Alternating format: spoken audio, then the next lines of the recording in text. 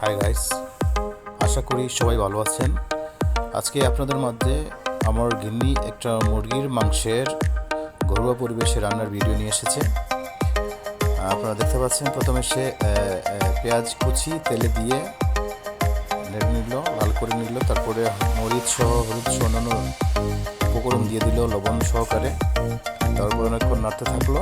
নাড়ার পরে যখন লাল হয়ে যাওয়ার পরে মুরগির মাংসটা দিয়ে দিল। তারপরে কিছুক্ষণ নাড়লো, পাশাপাশি কয়েকটুকু আলু দিয়ে দিল একটু স্বাদ বাড়ার জন্যে। তারপরে অনেকক্ষণ কষানোর পরে একটু পানি দিয়ে সিদ্ধ করে নিল। তারপরে একটু জল শুকালো।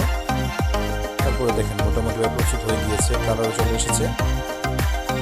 দেখুন প্রস্তুত হয়ে গেছে প্রায়। ভিডিওটা ভালো লেগে থাকলে লাইক দিন, শেয়ার দিন, চ্যানেলটাকে গ্রো আপ করতে সাহায্য করুন। ভালো থাকবেন, আল্লাহ হাফিজ।